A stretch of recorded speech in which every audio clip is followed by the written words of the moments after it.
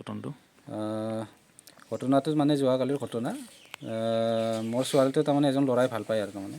ছোৱালীটোৰ নাম কি আছিলে? নামটো সুস্মিতা বড়ো মোৰ ছোৱালীৰ নামটো। তাৰপিছত ল'ৰাটোৰ নাম মিজিং বড়ো। এতিয়া সি যোৱাকালি মোটামুটি 4টামান বজাতে আহিছিল ল'ৰাটো। আপোনাৰ ঘৰত আহিছিল? ঘৰত আহিছিল দিনত। আহি পেলাই গধূলি তাৰমানে 6:30 বজাত সি ঘৰত যাম বুলি তাৰমানে পথৰেদি ওলাই গৈছিল আৰু। ওলাই যাওঁতে তাৰমানে মই ক'লোঁ যে পথৰেদি কিয় যাব লাগে, আন্ধাৰ ৰাস্তা আছে, ৰাস্তাইদি যা, যদি গাড়ী অনা নাই, ঘৰত গাড়ী আছে, গাড়ীটো লৈ যা বুলি মই তাক ক'লোঁ। সি কৈছে নাই, পথৰেদি যাওঁ, ফটকৈ যাই পাম বুলি। তাৰপিছত আমাৰ আপিটোক আৰু সি ক'লে মোক আধা ৰাস্তা আগবঢ়াই থৈ আহ। সি বুলি মানে কোৱাৰ কাৰণে আমাৰ আপিটোও আগবঢ়াব গ'ল। যাই পেলাই এইফালে নাই আৰু মই এইফালে আৰু ৰাইজৰ মানুহৰ লগত ব্যস্ত আছিলোঁ। এই হত্যাকাণ্ডৰ ঘটনাটো আপোনালোকে কেতিয়া গম পালে? এইটো ৰাতিপুৱাহে গম পালোঁ। ৰাতিপুৱা মোটামুটি 4-5টামান বজাত গম পালোঁ আৰু। কোনোবা ওচৰৰ মানুহ দেখি আপোনালোক জনাইছে? এই গৰু দিবা আহিছিলোঁ পথৰত। গৰু দিবা অহা মানুহকেইটাই মানে দেখা পাই পেলাই আটা পাৰিলে আৰু। আটা পৰাৰ পিছত মই গ'লোঁ, যোৱাৰ পিছতহে দেখা পালোঁ আৰু বডিটো। এতিয়া মিজিং বড়োৱে হত্যা কৰাৰ সন্দেহ কৰিছে মিজিং আপোনালোকে? বড়োৱে হত্যা কৰা। আগতে কিবা কাজিয়া চলি আছিল নেকি একো তেওঁলোকৰ? কাজিয়া পেচাল নাই। আজি মোটামুটি ইহঁতৰ ভাল পোৱা 1 বছৰ বেছি হৈ গ'ল।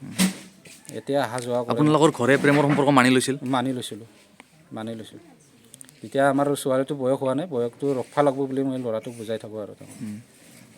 আমি নিদিওঁ বুলি কোৱা নাই, তই যদি ৰখবা পাৰা আমি দিম, সেইটোৱে আমি মানে ল'ৰাটোক কৈ আছিলোঁ আৰু। কিন্তু এই আজি মানে এনেকুৱা নি পেলাই তাৰমানে সি হত্যা কৰিলে তাৰমানে। এতিয়া ল'ৰাজনৰ পৰিয়ালৰ লগত সম্পৰ্ক কৰিছেনে আপোনালোকে?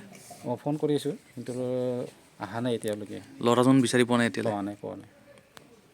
আউটপোষ্টৰ আণ্ডাৰত গিৰৱা সোণাপুৰ গাঁৱত এটা খুব নিন্দনীয় এটা ঘটনা ঘটি গৈছে।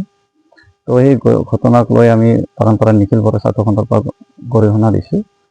তো আমি আমাৰ যে প্ৰশাসন, এই প্ৰশাসনক আমি আহ্বান জনাইছোঁ যে ইয়াৰ আঁৰত যোনে মেইন কালপিত হয় তেখেতক অতি শীঘ্ৰে তদন্ত কৰি উচিত শাস্তি যাতে ব্যৱস্থা কৰে।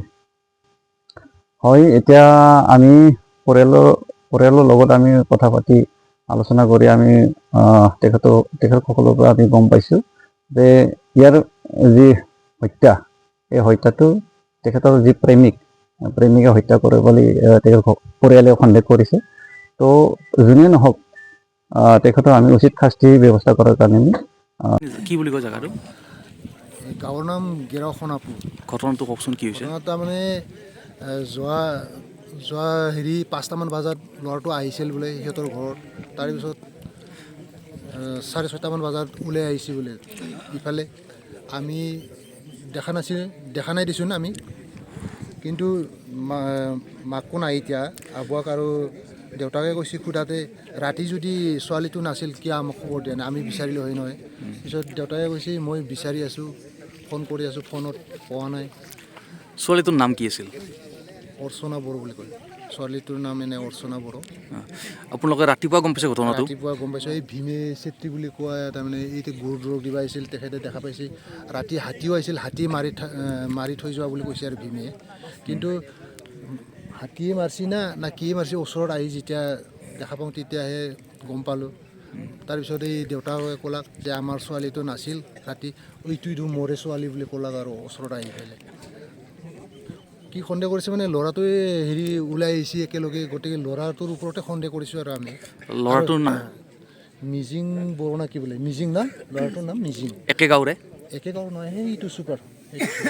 আৰু ঘৰত খাওক বুলি কবি দি খেদাইছিল তাৰমানে আবুৱাকে, এইটো কবিটো লৈ যা ঘৰত, কবিটো এতিয়া ওচৰতে পৰি আছে, বন্ধাকবি এটা আৰু ফুলকবি এটা ওচৰতে পৰি আছে।